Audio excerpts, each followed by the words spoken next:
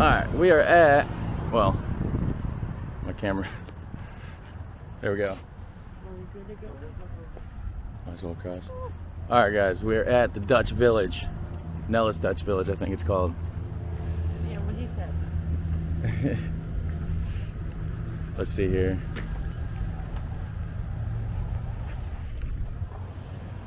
Alright. Got some Dutch style houses over here.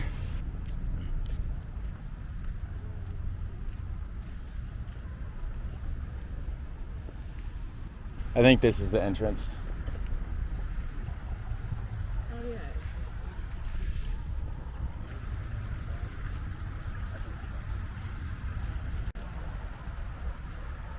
Maybe I'm just gonna put some music in the back of the room. Here, you want me to film this? Or you want to hold it? Sure. Is it filming? Yeah. Hi. How are you doing today? Good. Looking for some tickets? Yep. Alrighty. I should have went online and got them, but I forgot. Alrighty. How many adults, how many kids? 2 and 2. $58. Go ahead. Oh, sorry, I just went right over. No, it's alright. Sometimes I take you this far and I forget to do. Here's a map and schedule of events. We've got something every 20 minutes on that list. Keep your eyes on it. Our next Celsius performance is going to be at 1 o'clock. So if you want to catch that, that's just a bit longer. And then you pay for 2 child's so you get a ticket for each of them to make their own Dutch stroke waffle. Oh. Your seat. And then lastly, I'm going to give you a stamp on your hand. Okay. So that you can come in and out of the park all day. Awesome. Yeah, you can see it, sort of. We'll believe you. If not, we got to film there. You sure? Okay.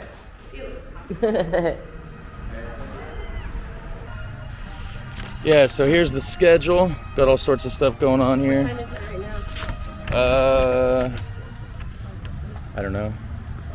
Here, did you want to check this out? Yeah. Save their bill. There's the schedule there. What time? Oh yeah, they love some salted herring over there in the Netherlands. Oh yeah. Oh, they love their salted fish. Yeah, so we got some pretty sweet canals over here.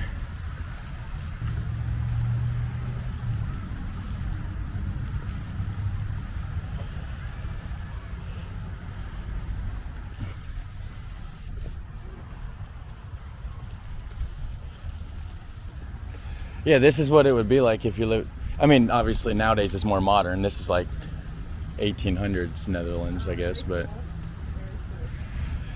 with the canals and stuff like that, though. Like this is how it would be in a lot of places in the Netherlands.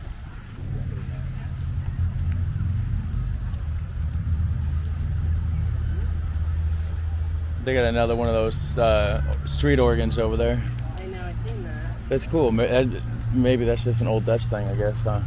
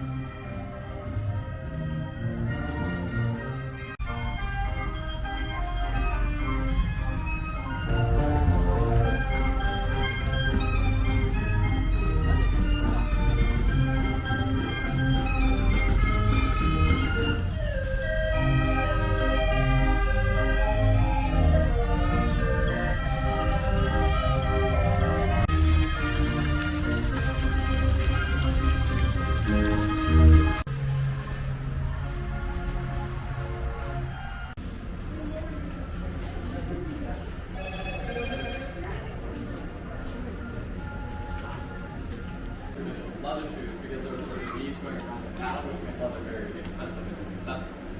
In addition to that, the word Netherlands literally translates to lowlands. The Netherlands are very close down to sea level, which means that it's very marshy territory, and workers type of wood that they use is called poplar wood. Poplar is a very soft wood that molds the shape of your foot the longer you wear it. So to start off the process of making wooden shoes, the Klompen maker will take an axe or a hatchet and cut the log down to the desired length, which will then be placed in a bucket of water to soften it for the following steps. And then the Klompen maker uses this first scraping tool right here to work his way down the wood, building away little by little.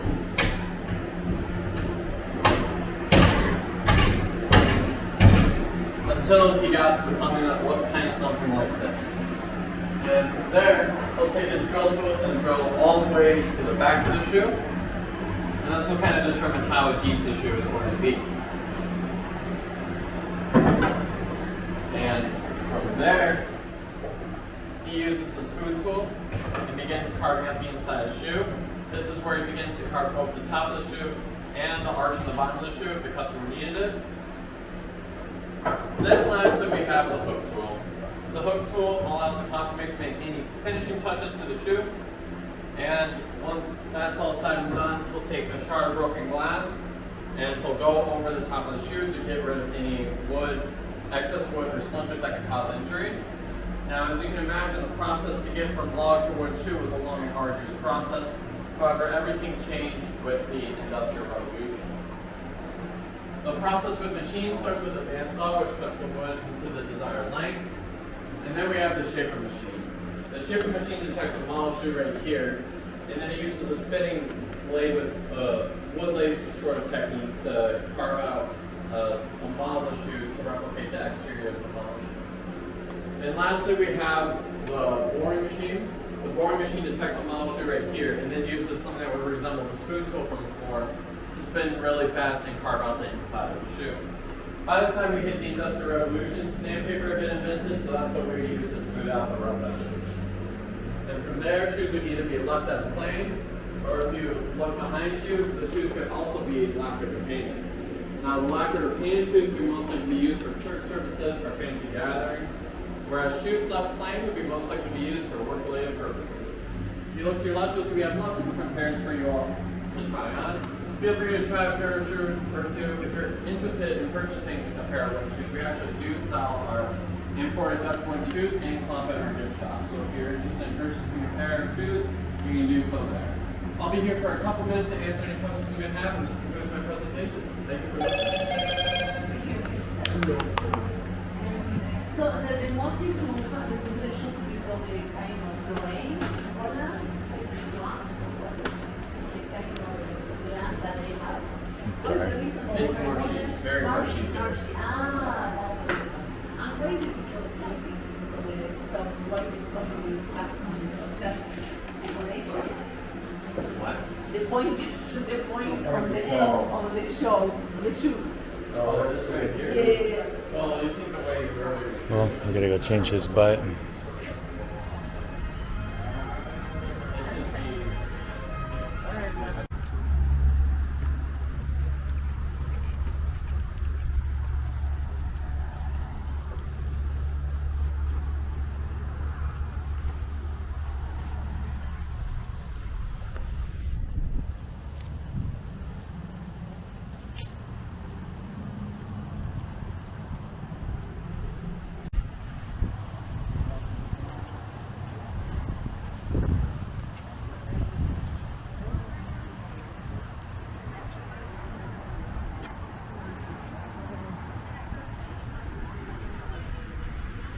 What do you want to say?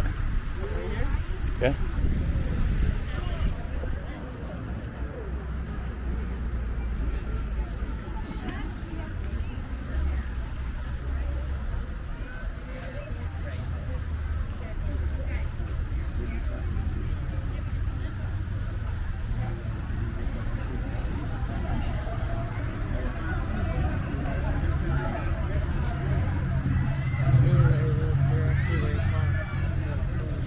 Okay, that's what I call Klompen dance.